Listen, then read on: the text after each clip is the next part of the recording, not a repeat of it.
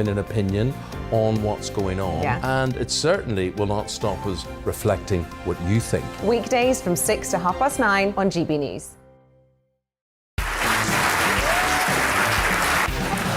My name is Andrew Doyle. Join me every Sunday evening at 7 p.m. for Free Speech Nation. This is a show where we address current affairs and news stories of the week with the help of two wonderful comedian panellists. I brought in comics because I want to give it a lighter edge, and also they work for less. See you there.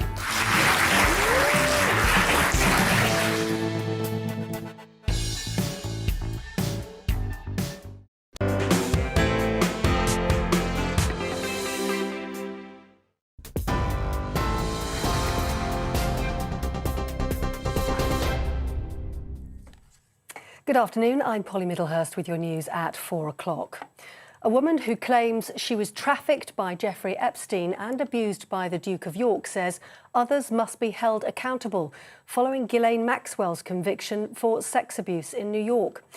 Virginia Giuffre is bringing a civil case against Prince Andrew for alleged sexual assault. He denies any wrongdoing. 60-year-old Ghislaine Maxwell faces life in jail after she was found guilty of 5 out of 6 charges for helping Epstein sexually abuse girls. These 4 women were believed, and now Ghislaine Maxwell is a convicted sex trafficker facing the rest of her life probably in prison because of the courage, the tremendous courage of these 4 women, and also the hard work of the police and the prosecutors and the attorneys who brought this case to justice. The NHS is due to set up Nightingale Hospital surge hubs in England to prepare for increasing cases of Omicron. Work on 8 hubs holding up to 100 patients each will start this week.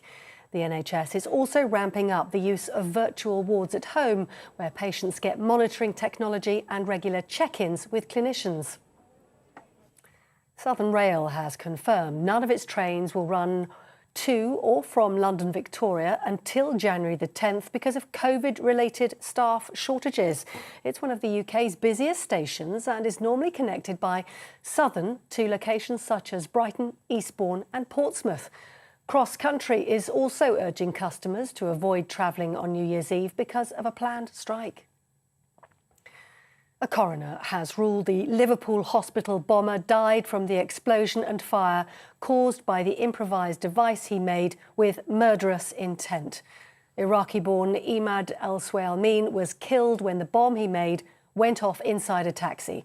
The driver, David Perry, survived the blast. The explosion happened just before 11 o'clock on Remembrance Sunday morning.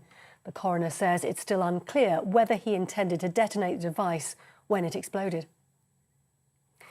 The Foreign Office is seeking urgent clarification after British citizens were banned from driving through France into other countries.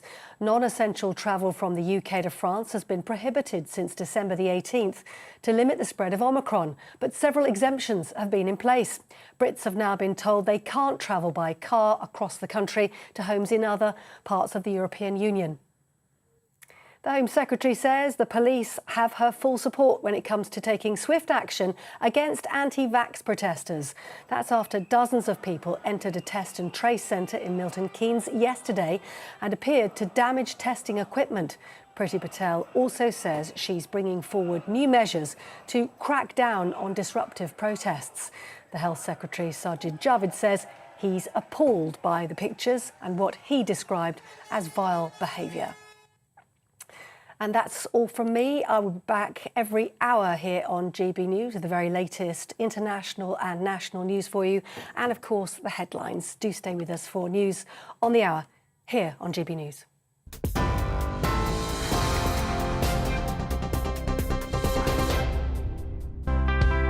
It's time to remind ourselves there's always another winter.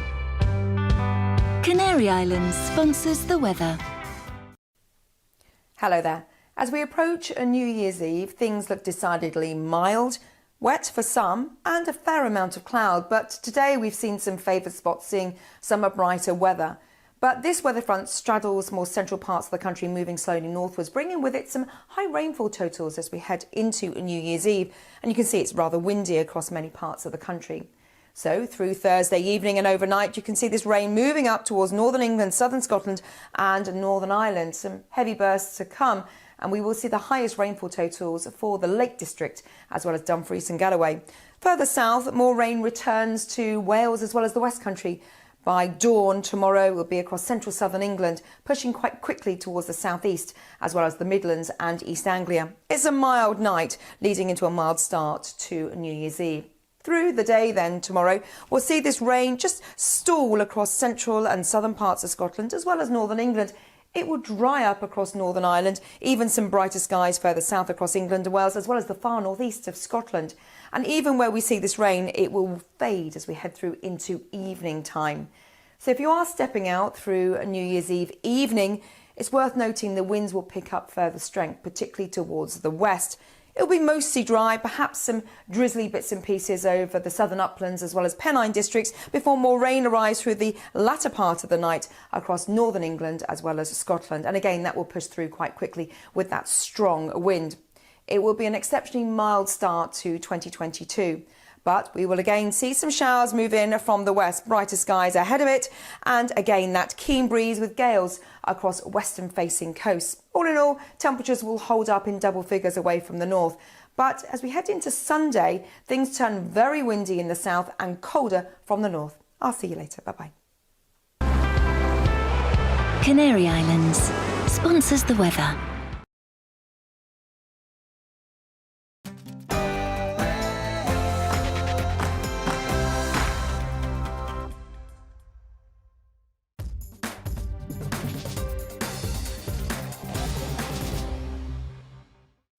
Well, what a sporting year 2021's been. Lockdowns came and went, but then once the fans were allowed back in, the action didn't disappoint. England had us all dreaming of 1966 and all that, as the Three Lions made their first major final in a lifetime. But the Italians, and unfortunately a fair few idiot fans, were there to spoil the party for all of us. The Tokyo Olympics may have been 12 months later than planned as well, but that was certainly well worth the wait. There was gold galore for Team GB as the Japanese put on a spectacular show. The British and Irish Lions took on the Springboks in what was surely the strangest tour of all time, and they got battered. And speaking of batterings, Anthony Joshua went from heavyweight to paperweight. But what about Tyson Fury? Very different story for the Gypsy King. And the Formula One season was one for the ages, with the duel in the desert finally deciding the fate of the championship. All that and so much more coming up over the next hour here on Sporting Heroes and Villains 2021.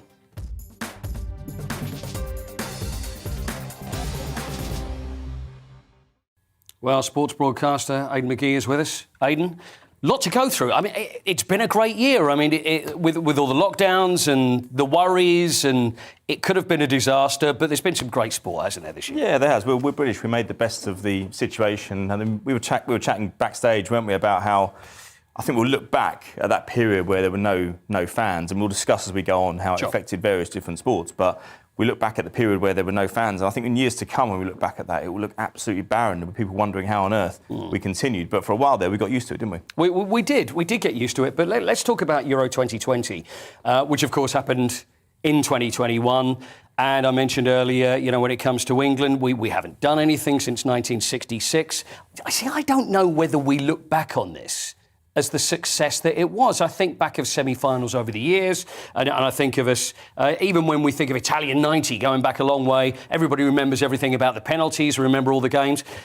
Is it me, or are we looking back on Euro 2020 and it's seemed that it wasn't as great as maybe we should see it as? Well, I think there are a few reasons for that. First of all, the tournament crashed to an end with the disappointment of the penalties. We all want to move on from that very quickly. The league season almost started very soon. Some of the players were back in training with their clubs soon after, and that's because the schedule in all sports was condensed to some degree. But I know what you're saying. I just look at the final and I think to myself, it's almost like England found themselves in a position that they thought, wow, we've never been in this before. Yeah. We've played expansive football throughout the tournament. We're up against a decent side, but we think we can, based on our defensive record, hold out against Italy and stop them scoring. And almost like, I wouldn't say throwing the towel is not the right way to describe it. It was obviously a very competitive game, but having taken the lead through Luke Shaw's goal after 2 minutes, it seemed to me that Gareth Southgate made the decision to regress the team and go defensive in an effort to protect something that,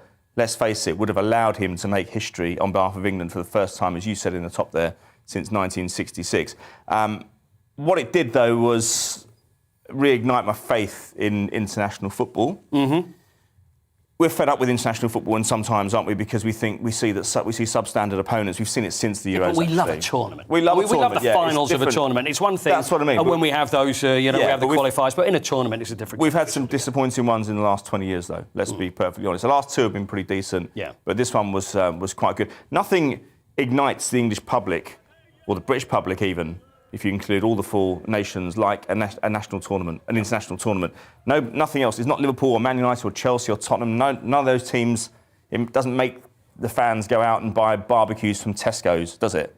Whereas international football does. Speak for yourself, Aidan, but I've got loads in the garage. But do we look at it as a success? I mean, obviously we've got to build on this, the Euros, and we've got, this time next year we're going to be looking at the World Cup. Yeah. And how much of what we've seen, is it down to the players or is it down to Gareth Southgate? Because people have complained about Gareth, and like you said about the tactics in the final, that maybe we could have actually gone for the killer blow and instead of sitting back and playing the Italians at their own game. But we've got to look at it. Yeah, well, look, we have to look at it as a success because we haven't been to a final since 1966, obviously. However, some people might say, well, those players, maybe we could have achieved a little bit more. But then I prefer to look to next year when, with the recent experience of that tournament and the heartbreak as well, the players don't look affected by it. They haven't been coming out giving interviews saying that, we've been psychologically scarred by this. Most players look back at that tournament and think it was a positive experience. I had a chat with someone recently, and I think they've got a real chance, England, of winning the World Cup next year. It just depends how they can handle the conditions, of course. But the stadiums will be air-conditioned. Sure. I don't think Italy will be quite as good next time as they were this time. They've got a more senior squad.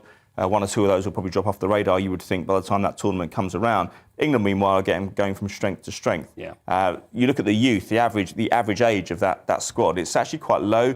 You're actually going to get a situation where you've got players who are around about 23, 24, 25, who may have 40 caps under their belt by the time we take on that tournament. So I think it bodes well for the future. If you look at cycles as well within international football, if you look at, say, the German cycle in the 2000s, so they really sort of started to show their potential around about 2006. They probably, they started getting into finals and semi-finals for a sustained period of time, but couldn't quite get themselves over the line to win that trophy. They managed it in 2014, 8 years later. Sometimes a really successful period, with the exception possibly of Spain winning three tournaments in a row, which is really exceptional. You might see just one tournament come out of England, and we'd be absolutely delighted with that, wouldn't we? We've been waiting a very long time. We have. And you talk about being cyclical, but I guess it is. And we've seen the golden generation, and that was a disaster. Let's be honest. Well, it was, we have the players. Yeah. We have the manager in place. We already have the experience of getting to a final now, so it's just getting over the line. And also, it's not like the players aren't winners. I mean, we've got players that have certainly won plenty of trophies. You've got players. You've got serial Phil Foden. You can't necessarily get in the team every time.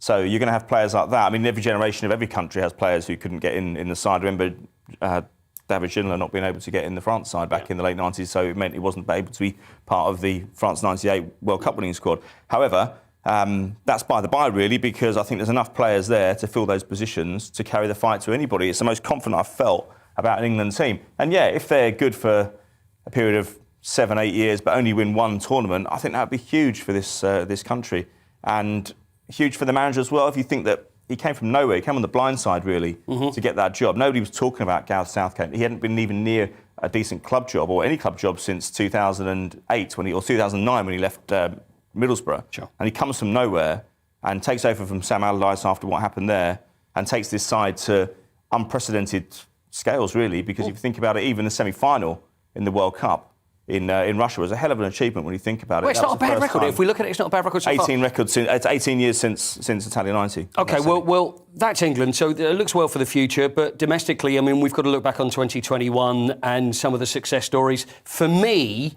if we're looking at managers, Thomas Tuchel. Now, Thomas Tuchel has come from PSG, and he's had arguments with the board there, and it wasn't working out for him. We know what happened with Frank Lampard. It was the prodigal son comes into Chelsea. Should have worked. Probably too inexperienced. Tuchel comes in, completely turns it round in such a short space of time. And a huge success. Absolutely. I mean, Lampard gave an interview the other day saying that in any other circumstances, the Derby County manager wouldn't go and take over at Chelsea. So I think that was his kind of admission that possibly the job came too early. In his position, you really got to take it, though, if it's offered. Then Tuchel comes in almost exactly a year ago from today, and he takes over. They get a couple of draws in their first, or they drew at Wolves in their first game, 0-0. But the turnaround from what was perceived to be we didn't believe it was an underperforming squad at the time, did we? And then we certainly realised that, yeah, it was. And then he takes over, they start getting results in January and February, the league form improves, he gets them into the top 4. Of course, he gets them to the FA Cup final as well, where they lose narrowly to Leicester City. And then, of course, that Champions League run was something else. I mean, who would have thought? I mean, there were three meetings with Manchester City who were looking imperious around sort of December, January, February. They beat them in the league game. They knocked them out of the semi-final of the FA Cup. And then, of course, the final of the Champions League, where I have to say they scored an early goal, but they looked very, very comfortable throughout. And the turnaround with I did one of his first interviews on Zoom in my dining room, funnily enough, at home. And he's one of the more welcome guests I've had in my dining room over the last 20 years. OK, well, that's nice to know. Yeah. And so... he did overstay his welcome, is what you're saying. Yeah, exactly. OK, not necessarily, but he was good. It was a good chat, but he hadn't done anything in English football by that point. We saw he came close, don't forget, last year or the season before with PSG in the Champions League final. But hold on, let me ask you then. So, we've got managers that are coming over from Germany. Of course, Jurgen Klopp is very successful. Yep. And, of course, now Ralf Rangnick is moving to Manchester United. But as far as Tuchel is concerned, what is it that seems to have fit? Is there sometimes... This just a fit. It's just lucky because sometimes you get clubs that seem to. Well, I mean, if we look at Spurs, have brought various managers in that seem like they should be great, but it just doesn't work. Was this just the perfect fit? There is luck involved that when you get a manager. Look, the stars have to align. But every time I talk to Harry Redknapp about management and the success that he achieved, he said it's the easiest job in the world when you've got good players. Now, of course, that's oversimplifying it to some degree when it comes to Tuchel because yes, he did have good players, but those players weren't performing. I think what top managers do, and it was always the case, Alex Ferguson used to do it, he puts pressure on his senior players. He doesn't allow his senior players to get comfortable thinking that they will be the first names on the team sheet every week. It's not as simple as that anymore. He's also not afraid. Remember, Luis Felipe Scolari used to pull the players off every time. Big Phil, he used to pull the big name players off if they weren't performing. Tuchel does that at Chelsea as well. He's not afraid to hook somebody if they're not performing to his standard, if they're not running enough, if they're not closing down enough, if they're not operating as a team, moving forward together, moving backwards together as well. And I think that's a key thing. Whether that style of management lasts too far into the future, we don't really know because he's been at quite a few clubs now, and there is a trend around Europe now where managers are settling at clubs for not too long. It's almost like a merry-go-round. You look on their CV, they've all managed the same clubs at different times. Well, they're going for the big ones, of course they are. Well, but big payoffs as well. But as far as talking about a big manager at big clubs and from Barcelona and then at Man City and Pep Guardiola, do you feel that maybe 2022 is the year that they're going to win the Champions League? Because it's the only thing that's missing at that club. And they say, it doesn't really matter, it's all about winning the Premier League for us. They've got those under their belt. They were terrific last season. It's got to be about the Champions League. And what do they have to do to actually get there? They've got to be asking themselves that question. It's strange because I was in 2011, I was at Wembley working when Pep Guardiola's Barcelona side dismantled a very good Manchester United team at Wembley. If you'd said to me that night, as I was poring over this football and thinking, wow, this is one of the best teams I've ever seen, you'd said to me that in 11 years' time, Pep Guardiola won't have won a Champions League in that period, I'd have said you're absolutely barking mad. But he's got close. He got to a final. He's been to a couple of semi. What's going wrong? The players are there. He's there. Is it almost? Can you actually want something too much? And it just seems to be stopping away from possibly. But then Jurgen Klopp took a couple of goes in European finals to finally win that Champions League with Liverpool, didn't he? Pep's already got one though. He's already got two. He's already got two. But I don't think the problem is the players. I mean, look, the tactics were wrong in that final against Chelsea. Yeah. He changed them because he felt that the previous two games, which had been the previous month against Chelsea, he'd lost them because they were playing the same tactics as they were doing in the Premier League, and he changed it again. But once again, Tuchel outwitted him. Now, if they face Chelsea again, which is possible because the Premier League is so dominant in the Champions League at the moment, of course, well, at least he's got the fact that he beat him earlier in the season in the Premier League back in September at Stamford Bridge. Maybe that's a psychological determining factor that might make a difference later on in the rounds. Who would even think maybe a game of football would break out in the middle of this psychological warfare as well? You never know. You never know. Let's mention, though, the Championship. And one of the great stories from 2021 surely has got to be Brentford. You know, new stadium, and then there was the lockdown and they couldn't move the supporters in there. But it almost fit perfectly because they didn't go up when it was finished. And now, with lockdown over with and fans being able to go and watch them, they get to go to that new stadium. And what a great start. You know, they beat Arsenal very early on and they're doing very well. How long it's going to last, but it's a great story for Brentford, isn't it? Everybody loves August Brentford. 2020. Even as a Queen's Park Rangers fan, of course you love Brentford as well. Let's not reveal that. No, I've seen us take a good few hidings from them in the last 5 or 6 years, but home and away. But I think back to August 2020 and they played our QPR's other rival, Fulham, in the final. That was a crushing blow for Brentford. They were just slight favourites in that final, just on the basis of having finished a little bit higher up than Fulham in the league. They took it to the last day, didn't they? They lost at home to Rotherham. And so I look at that and I thought that's really difficult sometimes to get yourself off the floor. And they did it. And they almost got automatic promotion again this time. They weren't far off. They had a little bit of a stutter around just after Christmas, around February, March time, but they pulled it together and they got up. And yeah, the stadium was great because this season they've been able to carry the momentum. It'd been horrible going into that stadium, Paul, when it's all done, it's all looking shiny and new, but nobody's in there. It's just coverings over seats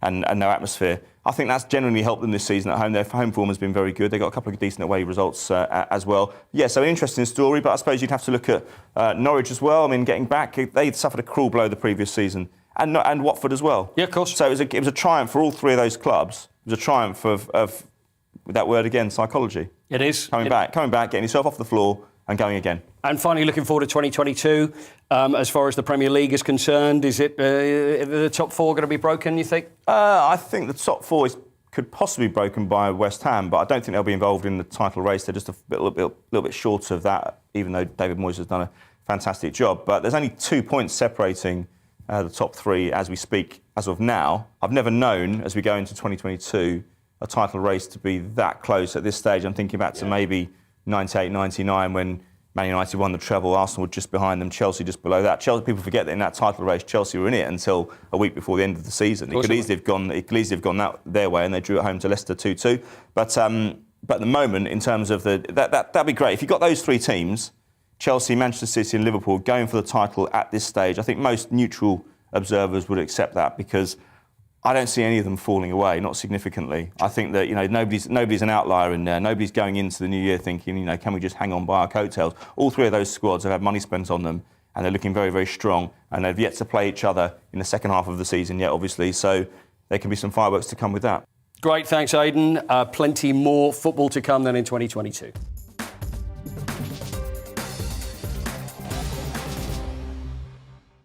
Hello there, I'm Eamon. And I'm Isabel. And you're watching the GB News digital stream across the United Kingdom. And around the world. If you're here in the UK, you can also watch us on your TV screen. GB News is Freeview channel 236. On Sky, we're channel 515. 626 on Virgin Media. Just remember, you might need to retune your TV to watch the channel. Yeah, and if you are doing that, find out more about retuning by going to gbnews.uk. Join my show Farage, 7 p.m. till 8 p.m. Monday through Thursday, and there you will get opinion, analysis, debate, and I'll cover stories that nobody else dares to touch. And then for the last 15 minutes, talking pints. We're over a drink. We have a civilised conversation with someone. We very often disagree, but we do it in a grown-up way. Come and join me on Farage.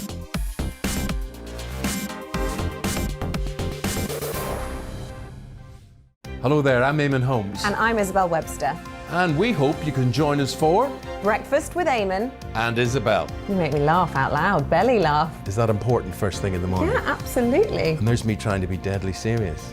News is a serious business. Yeah, I have to rein you in sometimes. Well, it doesn't stop us laughing at it. It doesn't stop us having an opinion on what's going on. Yeah. And it certainly will not stop us reflecting what you think. Weekdays from 6 to 9:30 on GB News.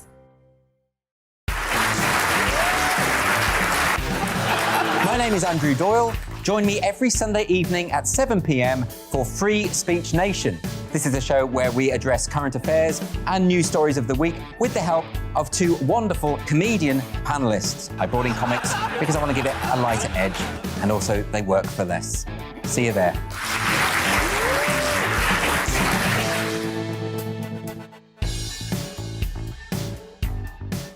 Hello there, I'm Eamon. And I'm Isabel. And you're watching the GB News digital stream across the United Kingdom. And around the world. If you're here in the UK, you can also watch us on your TV screen. GB News is Freeview channel 236. On Sky, we're channel 515. 626 on Virgin Media. Just remember, you might need to retune your TV to watch the channel. Yeah, and if you are doing that, find out more about retuning by going to gbnews.uk.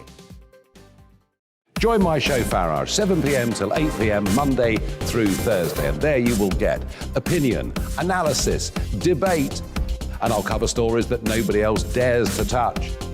And then for the last 15 minutes, talking pints. We're over a drink. We have a civilised conversation with someone. We very often disagree, but we do it in a grown-up way. Come and join me on Farage.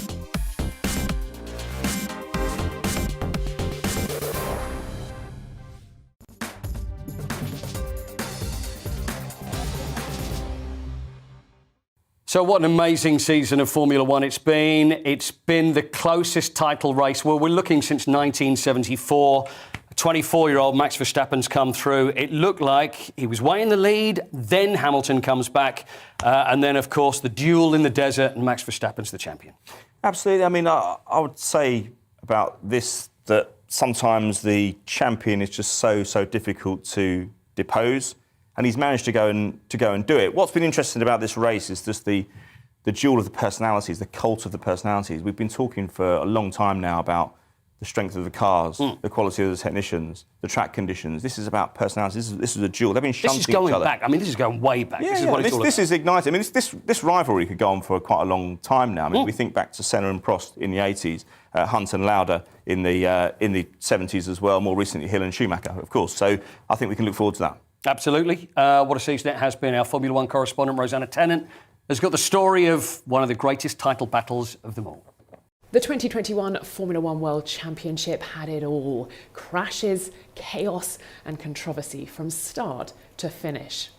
At the pre-season test back in March in Bahrain, it looked like the defending champions Mercedes were on the back foot and that Red Bull had the faster car. But over the course of the season, Mercedes managed to mount a challenge and eventually took their 8th consecutive title at the weekend in Abu Dhabi. Team principals Toto Wolff for Mercedes and Christian Horner for Red Bull had their fair share of the limelight over the season, often debating the rules, challenging the legality of the other's car and discussing the behaviour of their respective drivers. And the Drivers' Championship was equally contentious, with defending and 7-time world champion Lewis Hamilton and Max Verstappen looking for his first ever world title, making the headlines weekend in and weekend out. They battled from the start of the season in Bahrain, but things really started to unravel at the British Grand Prix, where they both collided and Max Verstappen crashed out of the race. Tensions boiled over again at the Italian Grand Prix in Monza, where they ended up on top of each other, both drivers having to retire from the race and Max Verstappen being given a penalty, given he was seen to be more at fault. But by the time Formula One left Mexico at the beginning of November, it looked like Max Verstappen was in control of the championship. But that reignited the fire in Lewis Hamilton. And after an incredible performance in Brazil, where he overcame essentially a 25 grid place penalty across the weekend, he set about mounting a challenge to Max Verstappen. And that set the tone for the coming races. Lewis Hamilton went on to win at Qatar and at Saudi Arabia, where once again Max Verstappen and Lewis Hamilton collided. This time, Max braking a little excessively and Lewis Hamilton running into the back of his car.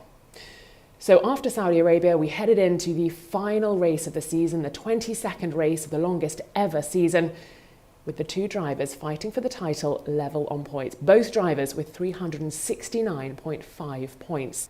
Max Verstappen took a shocking pole position, but Lewis Hamilton took the lead of the race into turn 1. And from there, it looked like Lewis was going to take not only the race victory, but also his 8th World Drivers' title. But a late safety car in the race turned the race into one of the most bizarre scenarios we've seen in Formula One. Max Verstappen retook the lead of the race on the last lap and took the race win and his maiden world title, to the delight of the Dutch fans who travelled to Abu Dhabi to support him, but not to the delight of Mercedes, who after the race lodged 2 protests. Several hours after the race finished and the season had effectively ended, those protests were dismissed, crowning Max Verstappen officially the World Drivers' Champion. And whilst it was Red Bull and Max Verstappen and Mercedes and Lewis Hamilton who made most of the headlines this year, there were stories up and down the grid. Ferrari mounting a comeback and taking P3 in the constructors' standings ahead of McLaren, who in turn took the only 1-2 of the season at the Italian Grand Prix, Daniel Ricciardo taking the win ahead of his teammate, British driver Lando Norris. George Russell also took his maiden podium and announced that he'd be joining the Mercedes team next year to partner Lewis Hamilton. So it's been an exciting season, one like no other. And the best news is it all starts again for the 2022 season at the end of February when we go testing in Barcelona and then the first race in Bahrain at the beginning of March.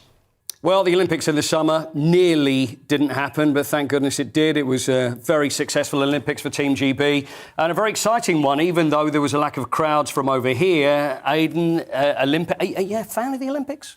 Not I could see the look in the eye before I'd even said that. I'm not a huge fan of it, no. Not because I think that the sport is substandard or anything. I just think that there's too much politics around Olympics historically. That's not necessarily the fault of the athletes. In fact, it's usually nearly always not. What I would say, though, is that, yes, Team GB have improved exponentially over the last 15 to 20 years, but it's no fairy tale.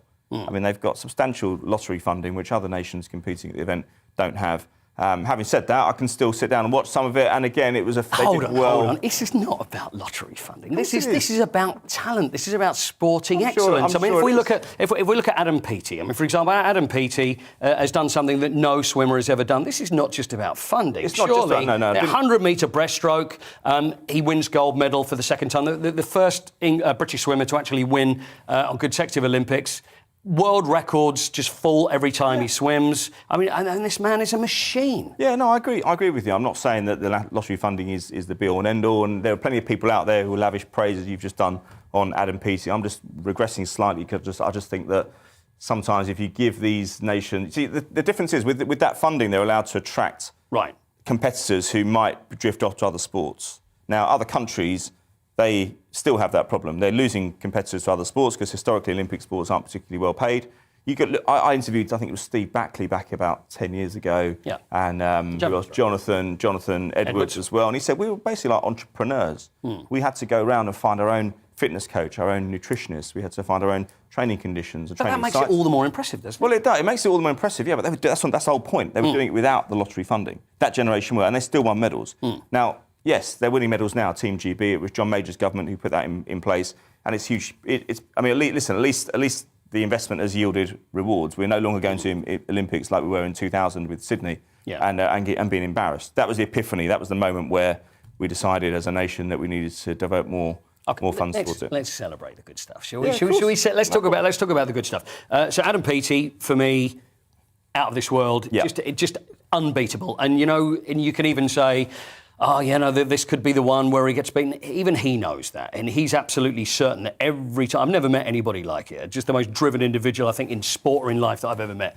Laura Kenny as well. And Katie Archibald, golds for them. Laura Kenny, another three Olympics on the trot where she's won gold. You can look at the table. I mean, the US finished top with 39 golds. China second, 38. Japan, 22nd. GB, don't forget there's obviously those other countries...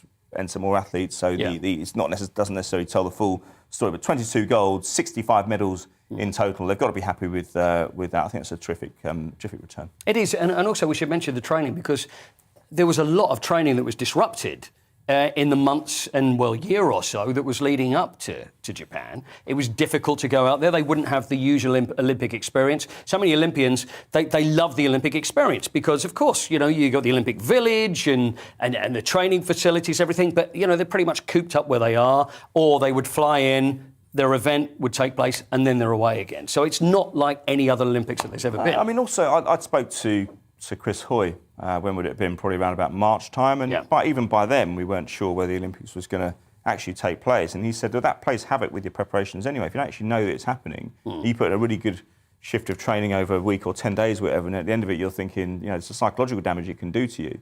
If you think, well, actually, I put this in, I'm the best I can ever be, and yet we're not actually knowing if the show's going to go ahead. There's also the element of the athletes who feed off the crowd. We've all seen athletes down the years, we've seen people competitors in all sports who thrive off the atmosphere of the crowd. And obviously that wasn't going to be there. So that plays into it as well. So don't get me wrong, I do think they did well to put on a decent show, everybody who competed. But again, it's the funding that annoys me. I know we're meant to be talking about the good stuff.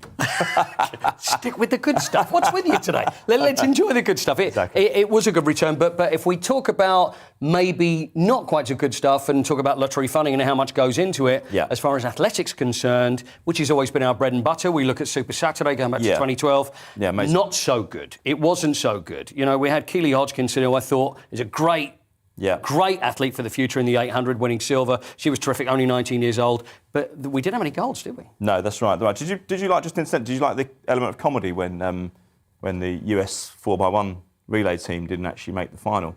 Yes, let's face it, we always enjoy that. And then prompting that angry tweet from Carl Lewis. Yes, exactly.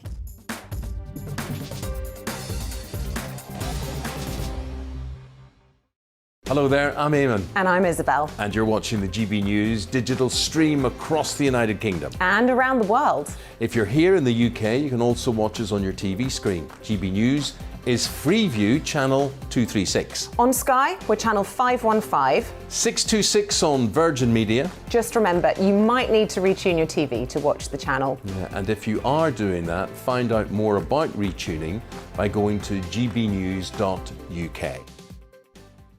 Join my show Farage, 7 p.m. till 8 p.m. Monday through Thursday, and there you will get opinion, analysis, debate, and I'll cover stories that nobody else dares to touch.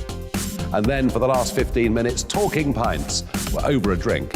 We have a civilised conversation with someone. We very often disagree, but we do it in a grown-up way. Come and join me on Farage.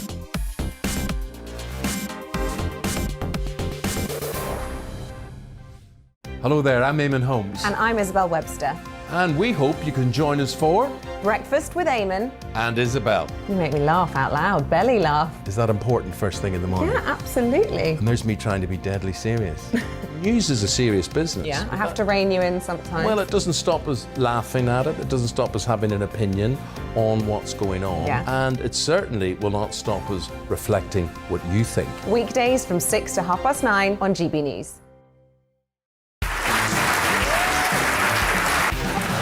My name is Andrew Doyle. Join me every Sunday evening at 7 p.m. for Free Speech Nation. This is a show where we address current affairs and news stories of the week with the help of two wonderful comedian panellists. I brought in comics because I want to give it a lighter edge, and also they work for less. See you there.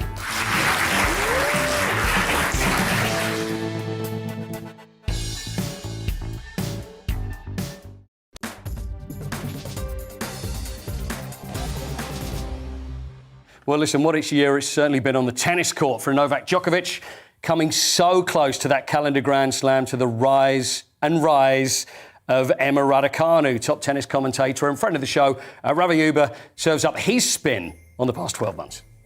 So my first player has to be Novak Djokovic. Now, Novak, I know he can polarize opinions, but what he did on court this season was almost unprecedented. He was one match win away from becoming the first man since 1969 to win all four majors in one season. That was Rod Laver. So I think to be able to withstand that pressure just to get to the final of the US Open was a terrific accomplishment. And I know we love to have these debates about who is the best among the big three. Well, if you look at Novak's numbers, and just numbers, because I know people can say, well, how about the style of play, what they bring to tennis, the intensity. But just on the numbers, you can't really argue with the fact that Novak is number one, because he has a winning record against Roger Federer and Rafael Nadal, most weeks at number one. Rafa never been in this position before, one win away, one Grand Slam away for winning all four in one season. And don't forget, Novak did win 4 in a row, majors-wise. That was a couple of years ago, spread over 2 campaigns. Number 2, has to be on the women's side, Emma Raducanu. I mean, if Novak, what he accomplished was exceedingly rare, I'm not sure in our lifetimes if we're ever going to see a player do what Emma did at the US Open. Come through the qualifying, win a Grand Slam, and doing so without dropping a set. Absolutely phenomenal. And now all eyes are going to be on 2022 for her. And I hope she does have the time to develop and grow, because she's still coming to terms with playing at this level really for the first time. And she has a very experienced coach alongside now in Torben Beltz, who used to work with another Grand Slam winner, Angelique Kerber. Number 3 for my heroes, Cam Norrie. I mean, his season was off the charts. To finish last year at number 71 in the world, this year to be number 12, I mean, tells you what kind of a season he had. He made 6 finals, winning his first 2 titles. And to give you some context and perspective, yes, there may have been some bigger finals for Novak, but Novak played in 7 finals, so Cam was number 6. Now he's going to have to go about trying to back it up in 2022, but I think he got tremendous motivation from playing at the year-end championships as an alternate, so I think that's going to serve him well for next season. Well, thanks to Ravi there. There's only one name really for us, isn't there, as far as tennis is concerned? 19 years old, Emma Raducanu. She goes to Wimbledon. Doesn't quite work out for her there. I mean, the thing is, before we get to the US Open, as far as Wimbledon's concerned, it was so much pressure on her because nobody had even heard. Let's face it, people that weren't tennis stalwarts hadn't really heard of her. I live in Bromley, so I've known about her. So you'd seen her playing at the local courts. Yeah, you would have known her. Yeah. For us on the other side of London, that maybe we didn't. But she was doing well at Wimbledon, and then so much pressure. And I think the pressure that was heaped on her, because all of a sudden TV say, we're not going to run EastEnders, we're going to put Emma Raducanu on prime time on TV, and whatever anybody says, I'm sure she'll admit to it, it was just a little too much for her. It was a little and too it's not much. a surprise. Yeah, I know, given her age as well. It's a huge stage for any player to take on. There've been British players down the years. Tim Henman was one who, he did well at Wimbledon, couldn't quite take the final step, but he also performed probably better in some ways outside of Wimbledon. He reached semi-finals at the US and the Australian. But I mean, it might have been the same with Raducanu, young player, too much too soon. And there was criticism, of course, externally, wasn't there, on social media from Piers Morgan, which didn't look good. And I think that allowed her in some ways to step back from that. Nobody was talking about her. It did have a basis of truth, though, didn't it? Yeah. Everybody was very careful around her and tiptoeing around Emma Raducanu. Understandable, 19-year-old, she's thrusted into the spotlight, but it was too much to ask. And whether it be a panic attack or whatever happened, the pressure is going to get to you because, she was doing really well, started losing, and then it's thinking, hold on, this is the whole world is closing in on me. And then it was almost when she went out to the States and then she's playing at Flushing Meadows, there was a new freedom to her. I know. And it was just an incredible tournament. But what I'm saying is nobody going into the US Open was talking about her, really, were they? And I think that if the pressure is issue, then that's the one thing you don't want. You don't want people talking about you going into it. And I think that helped her perform in the final. I mean, it was a pretty much flawless tournament all the way through. Let's talk a little bit about cricket. Now, cricket, a huge year for cricket because the thing is, there's so many different events. Of course, we've talked about the Olympics being moved and also the Euros being moved. The other thing that was moved was the future of cricket, and that's the 100. Now, did you get to go and see any games, and what did you make of the new format, though? No, I didn't go to see any. I did speak to somebody who's well into his cricket, and, he's not sitting too far away from us right now, actually, behind that glass, but he had all sorts of doubts about it. We've seen it in lots of different sports down the years. I think I may know who you're talking about. So it's not... Sometimes we want the sport to be made... Marketeers, for example, TV companies, they want the sport to be broken down into kind of chunks that are more palatable to a new audience. That's how you get new people in. We've seen it in darts, we've seen it in snooker, we've seen it in various other sports. And it's an attempt to modernise in a way. Sometimes you can compromise some elements of the long form of the game. But with the 100, for example, 510,000 tickets sold in the entire competition. The attendance of the women's event was the biggest ever seen for a global women's event. Well, the thing is, this is what was great about it, is because they doubled up. You'd have the women's game and then you'd have the men's game straight after that. And the amount of girls that you'd see at cricket, which you normally wouldn't see, which was fantastic. The amount of kids that were there, families that were going there, it was easily accessible as far as prices. It wasn't ridiculously expensive. I think people were surprised by how good it was. It was quick. And the thing is, you hit absolutely the nail on the head as far as I'm concerned.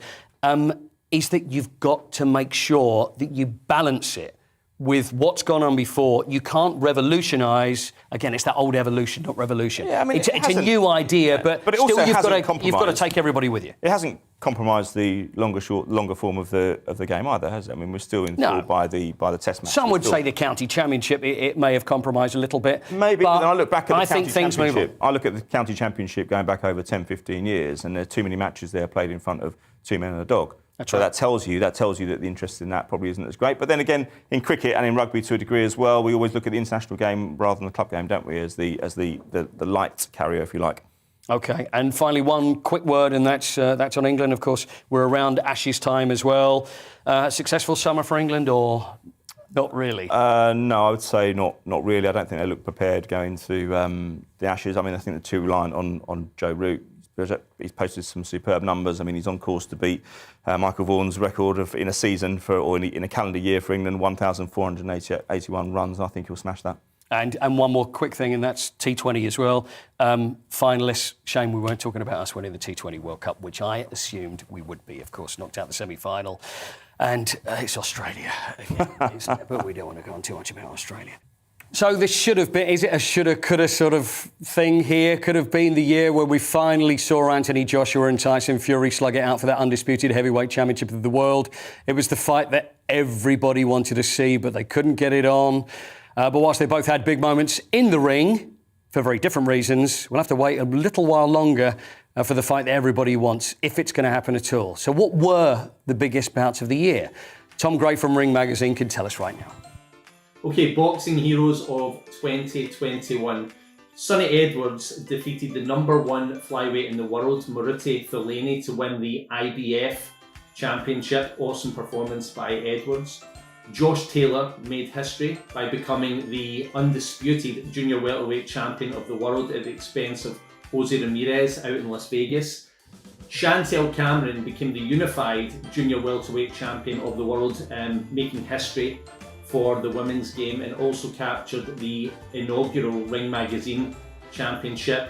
Finally, Tyson Fury with a great performance against Deontay Wilder in their third fight. One of the greatest heavyweight slugfests of all time. So that's your heroes. In terms of villains, the only one I can think of is Alexander Usyk, who at least for the time being has put a big hole in a potential Fury-Joshua fight. Having said that, even though I'm calling Usyk the villain, he was sensational in a great win over Anthony Joshua in September. So that was it for 2021.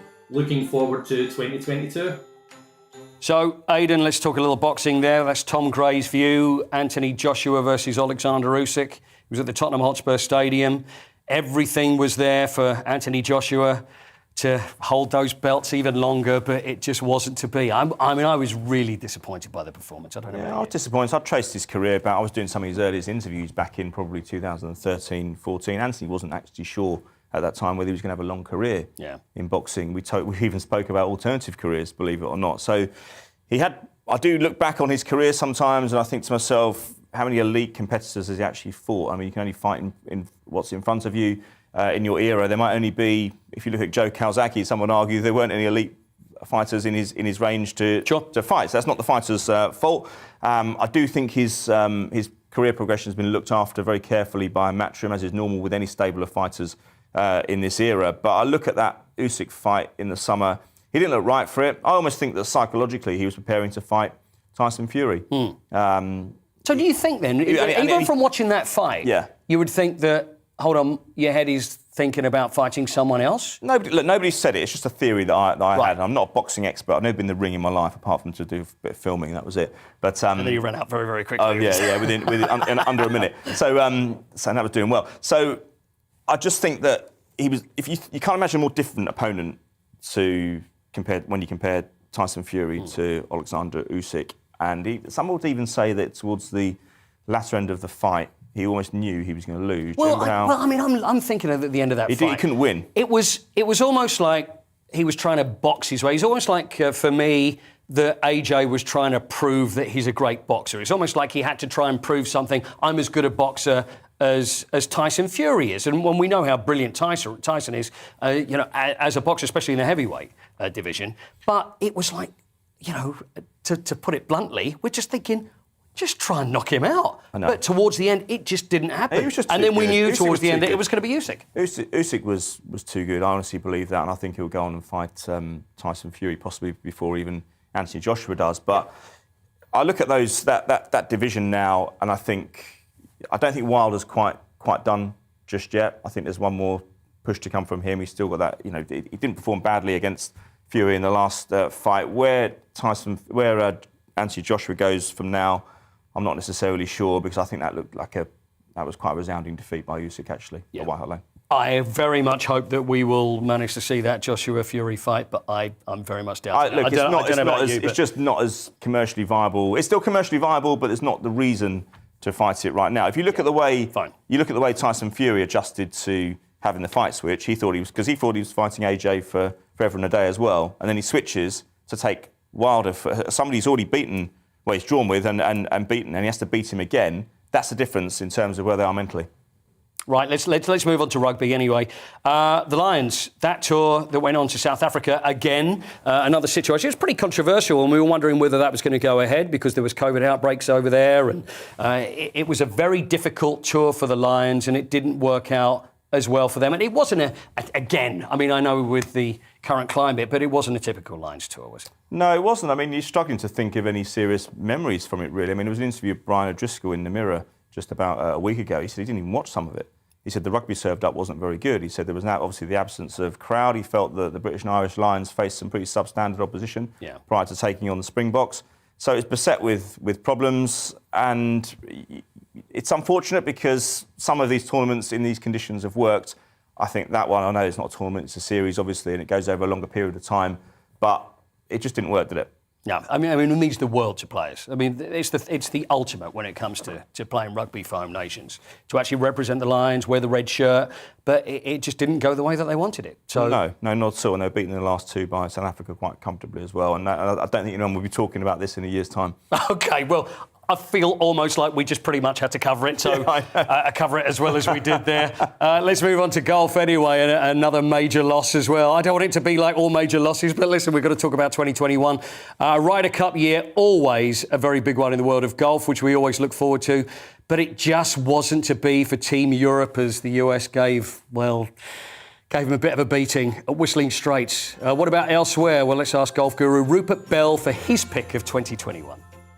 Well, I have to say, I think it's been an absolutely terrific golfing year. Now, heroes and villains. Well, actually, I'm going to make my first hero Richard Bland. At 48 years of age, and at his 478th attempt, he finally won an event on the European Tour, winning the British Masters at Belfry in May. A fabulous achievement, perseverance writ large across his face. And then he went on to have a terrific year. And after 2 rounds of the US Open, he was even leading, but naturally fell away. And a couple of other heroes, well, obviously Phil Mickelson. What he did at the USPGA was just quite extraordinary. In his 50s, blew the field away. It was a mesmerising performance. I also think Colin Morikawa has been the standout player of the year, and with his performance in the Open Championship was steely, ruthless, fantastic. And Jon Rahm deservedly winning his first major. Well, the villains of the piece, well, I think it's quite simple, really. They're the pantomime villains of world golf.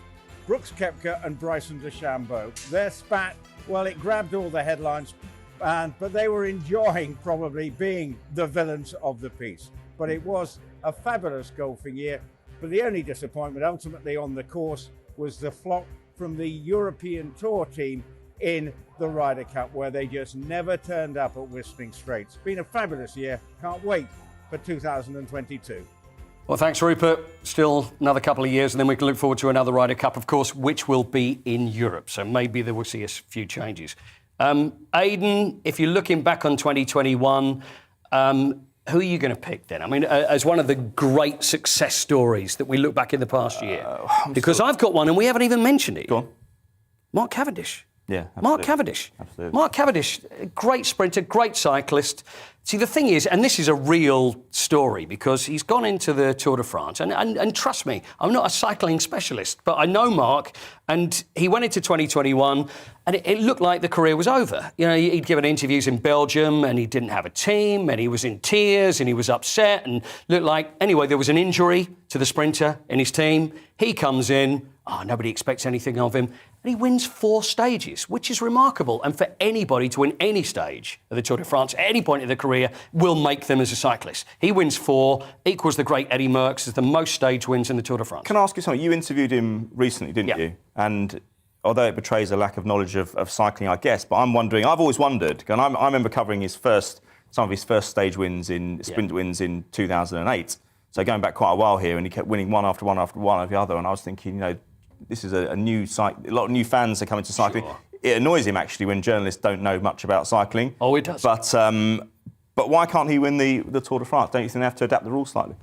See, that's the thing. You know, it's the way you asked him about it, didn't you? I have asked that because it's the way he's built. You know, and he said, I think the words of Mark Cavendish were, I'm very strong. I've got very strong legs, but I'm like a child from above the waist. So it works very well for sprinting, but when it comes to climbing up mountains, that makes it extremely difficult. So he's never going to win the entire race, but it's all about stage wins for him. So for me, Mark Cavendish, for the story, for the comeback, it's been a great 2021 and hopefully even more stage wins for 2022 because he's been picked up by his team again, so I'd love to see him in the Tour de France. So briefly, who's it going to be for you? For me, I think it's difficult to see past Novak Djokovic. I know he didn't quite complete the career Grand Slam. Are you a fan? Yeah, I am a fan, actually. I've interviewed him a few times at Laureus Awards in the past. He divides opinion a little bit. He doesn't necessarily play with the grace or early in his career he's criticised for not having the fighting spirit. Doesn't he want to be Roger Federer? Isn't that what it is? He wants to be loved like Roger Federer. He wants to be loved, yeah, but I think he deserves to be loved as well. I mean, he's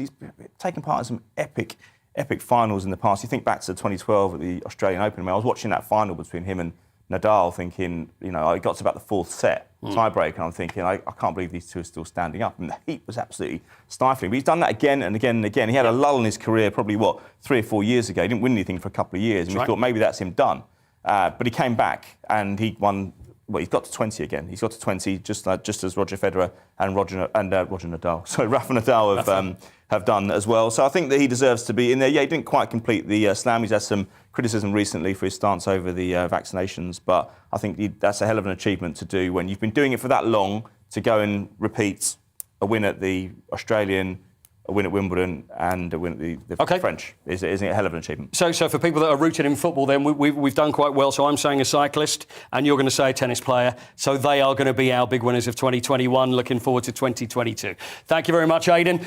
That's pretty much it for now anyway. What a year it has been and what a year 2022 is going to be. So much to look forward to. Enjoy the rest of the holidays and we'll see you in the new year.